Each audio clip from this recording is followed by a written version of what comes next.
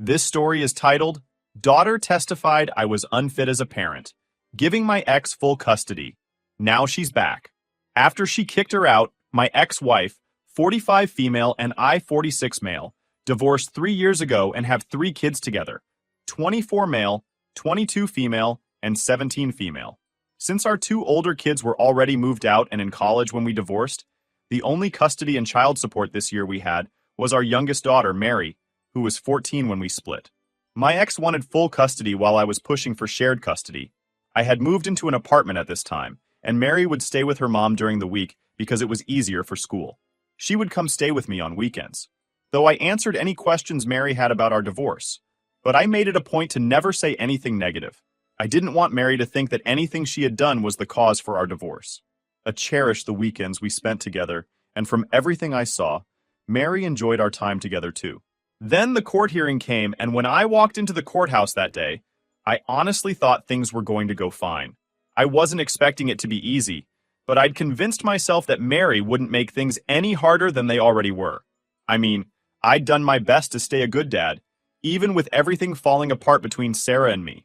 I showed up for every weekend, kept things civil, and never spoke badly about her mom. I thought that counted for something, but as soon as Mary got up to speak, I could feel the room shift. She stood there, clutching her little statement, looking way more confident than a 14-year-old should in that situation. And then she started reading. It wasn't just what she said, it was how she said it. The tone in her voice was sharp, like she was trying to make me hurt. She said I was unfit to be a parent, that I didn't care about her, and that I'd only been trying to get custody to hurt her mom. She even said I was selfish and didn't prioritize her needs. I sat there, stunned, while my lawyer shot me a look that basically screamed, "What the hell is happening?" Hearing my own daughter say those things, it felt like a punch right in the gut. I couldn't understand where it was coming from. The way she talked, you'd think I was some deadbeat who never showed up or cared, but I was there. I was always there, even when it felt like Sarah was trying to edge me out of Mary's life. The words kept coming, though. She talked about how she felt unsafe around me, how she wanted nothing to do with my apartment, and how her mom's house was the only place she felt comfortable. She even threw in some weird, exaggerated stuff about my apartment being too small and depressing. I couldn't believe it. I'd worked hard to make that place feel like home for her, and here she was tearing it apart like it was a joke. The whole time, Sarah sat there with this smug little smile. She didn't say anything, but she didn't need to. Mary was doing all the damage for her. I wanted to speak up so badly. I wanted to interrupt and tell Mary she was wrong, to remind her of all the times we'd had fun together, all the weekends I'd spent trying to make her feel normal despite everything going on. But I couldn't. I just had to sit there and take it. By the time Mary finished, my hands were shaking. Not from anger, but from the sheer pain of it all. How could my own daughter, my baby girl, say those things about me? Did she even believe them? Or was this just Sarah's influence? I didn't know what hurt more, the possibility that she truly hated me, or the thought that Sarah had convinced her to. When the hearing ended, I tried to talk to her. I wasn't going to yell or argue. I just wanted to understand. I followed her out into the hallway, called her name, and said, "Mary, can we please talk for a minute?" She didn't even stop. She just glanced over her shoulder and said, "There's nothing to talk about," before walking off with Sarah. And Sarah, of course, turned around and gave me this cold, satisfied look before telling me to leave them alone. I can't even describe how empty I felt in that moment. It wasn't just that Mary didn't want to talk. It was the realization that she might never want to again. I drove home that night in silence, replaying the whole thing over and over in my head. Every word she said felt like a stab. Unfit, selfish, unsafe. None of it made sense, but there was no way to defend myself without making things worse. I spent the next few days wondering where I went wrong. Did I not do enough during the marriage? Was it my fault for moving out and leaving Sarah to handle the weekdays? Or was this just Sarah poisoning Mary against me? It didn't matter which option it was. They all sucked. From that day on, everything changed. I knew I'd lost something important, and I wasn't sure I'd ever get it back. But the worst part wasn't even the loss. It was the fact that Mary didn't seem to care at all. After the custody hearing, things were different. I don't even know how to explain it. It wasn't like Mary and I had some huge blowout argument or an official "we're done" moment, but after that day, she stopped answering my texts. She wouldn't pick up when I called, and when I tried to check in through Sarah, all I'd get was vague responses or, more often, silence. The weekends I used to look forward to so much, they were just gone. No explanation, No, I don't want to come over. Nothing. I'd sit in my apartment on Friday nights, waiting for her to show up, hoping maybe she'd changed her mind. But she never did. At first, I told myself she was probably just angry or upset and needed some time. But as the weeks turned into months, it was clear. She was done with me. I didn't want to push her, you know? I thought if I gave her space, she'd come around eventually. So I kept texting her, just little things. Hope you're doing well. Good luck on your test this week. Miss you, kiddo. Stuff like that. I didn't get a single response. Not even a thanks. Every now and then, I'd hear from Josh or Emma. They'd give me bits and pieces about Mary, how school was going, that she'd made the cheerleading team, stuff like that. It wasn't much, but at least it was something. They didn't seem to know much more than I did about why she'd cut me off, though. When I asked if Mary had said anything to them about me, they both said no. She just didn't talk about me at all. One day, Emma called me.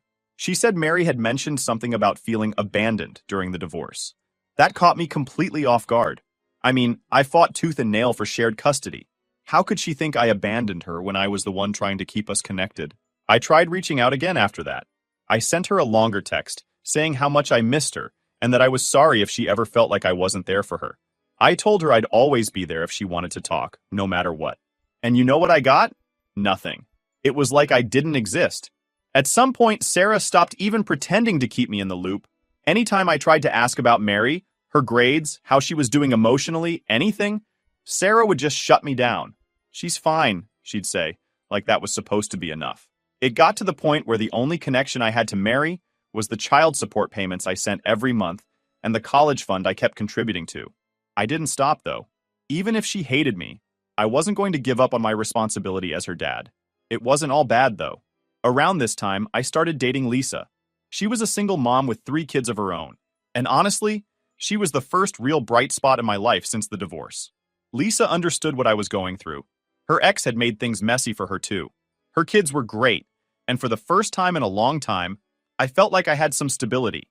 But even with Lisa in my life, there was always this Mary-shaped hole I couldn't fill. Every time I saw her picture on social media or heard about her from Josh or Emma, it was like a reminder of how badly I'd failed. I kept thinking, what could I have done differently? How do I fix this? The thing is, I couldn't fix it. Not on my own anyway. Mary had made her choice. She didn't want me in her life, and I didn't know how to change that without making things worse. So, I drifted. I focused on Lisa, her kids, my job. I told myself that if Mary wanted to reconnect, I'd be ready. Until then, I just had to accept that this was my reality. A father without his daughter, waiting for a relationship that might never come back.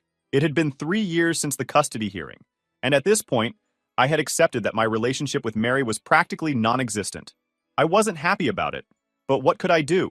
She didn't want me in her life, and I wasn't going to force my way in. Life was finally starting to feel normal again. I was settled in with Lisa, and her kids were great. They weren't replacements for my own kids, but being around them made things feel a little less empty. Lisa and I had a good thing going, and I was happy for the first time in a long while. Then one night, completely out of nowhere, I got a call from Mary. I stared at my phone for a second, almost not believing it. I hadn't heard her voice in over a year. Part of me wanted to let it go to voicemail. I mean, what could she possibly want now? But of course I picked up. "Dad," she said, and immediately I could tell she'd been crying. Her voice cracked like she was trying to hold it together, but it wasn't working. "What's wrong?" I asked, already feeling that knot in my stomach. She started talking fast like she didn't know how much time she had to explain. "Mom kicked me out. I don't have anywhere to go. I didn't know who else to call." Then hearing her say that, after everything, tore me up inside. For so long, I'd been the last person she wanted to talk to. And now, when she had nowhere else to turn, I was the one she called. I didn't know whether to feel relieved or heartbroken. "Of course you can come here," I told her. "We'll figure it out, okay?" Lisa was sitting on the couch next to me, and she gave me this look, half confused, half concerned. I mouthed, "It's Mary," and she nodded, not saying a word. When Mary showed up at the house, she looked different. Not just older, but tired, like she'd been carrying some heavy stuff for a while. She hugged me when she came in, which caught me off guard. I mean, this was the same girl who hadn't even wanted to text me back, and now she was hugging me like her life depended on it. I didn't push her for details right away. I figured she'd tell me when she was ready, and sure enough, later that night she opened up a little. "Mom and I got into a fight, she said, sitting at the kitchen table with a mug of tea Lisa had made her. She said she can't deal with me anymore. I tried to keep my face neutral, but inside I was furious. I couldn't believe Sarah would just throw her out like that. What happened? I asked gently. Mary hesitated, looking down at the table. I threw a party while she was out of town. Things got out of hand. Some stuff got broken. It wasn't the whole story, I could tell. But I didn't press. What about the other stuff she said? I asked carefully. Mary sighed, her shoulders slumping. She thinks I have a drug problem, but I don't. I've smoked weed a few times, but it's not like I'm doing anything serious. I wanted to believe her, but I wasn't sure. This was a side of Mary I didn't really know, and I wasn't sure how to navigate it. After she went to bed, Lisa and I stayed up talking. What are you going to do? Lisa asked. I don't know, I admitted. She can stay here for now, but long term? I'm not sure. Lisa looked worried. I want to help, but we have to think about the kids. They don't know her. And if what her mom's saying is true, she didn't finish the sentence, but I knew what she meant. It wasn't just about me and Mary anymore. I had a whole new family to consider, and I couldn't just make a decision without thinking of them. That night, I lay awake for hours, staring at the ceiling. For the first time in years, Mary was back in my life, and all I could think about was how completely unprepared I felt. I wanted to help her, but I had no idea what that was supposed to look like. All I knew was that the next few days were going to be some of the hardest I'd ever faced. The next morning, after Mary had slept in a bit, I decided to get more clarity on what had happened. It wasn't like I wanted to grill her or anything, but if I was going to figure out how to help her, I needed to know the full story. Hey, Mary, I said, as she sat down at the kitchen table for breakfast. Lisa had already taken her kids to school, so it was just the two of us. I don't want to push, but can you tell me more about what happened with your mom? She avoided my eyes, stirring her cereal for way too long before answering. I told you, Dad. I threw a party, some stuff got broken, and Mom freaked out. Okay, I said carefully, trying to keep my tone neutral. But your mom doesn't just kick you out over a party. There's got to be more to it. Mary sighed loudly and pushed her bowl away. She's been on my case for months about stupid stuff. My grades, my friends, everything. The party was just the last straw, I guess. I could tell she wasn't giving me the full picture, but I didn't want to push too hard and make her shut down completely. Instead, I decided to call Sarah and get her side of the story. The call wasn't exactly pleasant. As soon as Sarah picked up, she launched into her usual condescending tone. Oh, so now you want to get involved? Where were you when she was spiraling, huh? Spiraling, I repeated. What are you talking about? Sarah went on to tell me that Mary had been caught skipping school, failing classes, and according to her, hanging out with a bad crowd. She claimed the party wasn't just some minor thing. It had been a full-blown disaster. The house was trashed, and several expensive items were either broken or stolen. And don't even get me started on the drugs, Sarah added. I found weed in her room weeks ago, and I'm pretty sure she's using more than that. Hearing all this made my stomach turn. Was Mary really that far gone? Or was Sarah exaggerating? I knew she wasn't exactly known for handling things calmly. When I got off the phone, I went back to Mary, who was scrolling through her phone on the couch. I talked to your mom, I said, sitting down across from her. Her eyes narrowed. Of course you did. Mary, she said you've been skipping school and failing your classes. Is that true? She shrugged, not meeting my gaze. School's been hard, okay? I've had a lot going on. And the weed? I asked. That got a reaction. She sat up straighter, her face defensive. It's not a big deal, Dad. It's just weed. Everyone smokes it. I leaned forward, trying to keep my voice calm. I'm not here to judge, Mary. I just need to understand what's going on so I can help you. She crossed her arms and glared at me. Help me? Like you've been helping me the past 3 years? Yeah, okay. That stung, but I let it slide. Look, your mom thinks you have a drug problem. Is there anything else I need to know? Mary rolled her eyes. She's exaggerating, like always. I threw a party, it got out of hand, and now she's acting like I'm some kind of criminal. I didn't know what to believe. On one hand, Sarah wasn't the most reliable narrator, but on the other, Mary's defensiveness didn't exactly scream innocence. That evening, Lisa and I had a long talk after the kids went to bed. She says it's just weed, I told her, but Sarah's convinced it's more. Lisa looked worried. And you believe her? I don't know, I admitted. Mary's not exactly giving me much to work with. Lisa sighed. Look, I feel for her, but we have to think about the kids. If what Sarah's saying is true, having her here might not be the best idea. I nodded, even though it made me feel sick to my stomach. The idea of turning Mary away after she'd finally come to me for help felt wrong. But Lisa had a point. Her kids didn't know Mary at all, and the last thing I wanted was to bring chaos into their lives. The truth was, I felt completely stuck.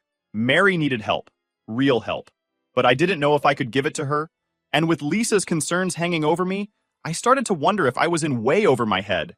The next day, I knew it was time to make a call.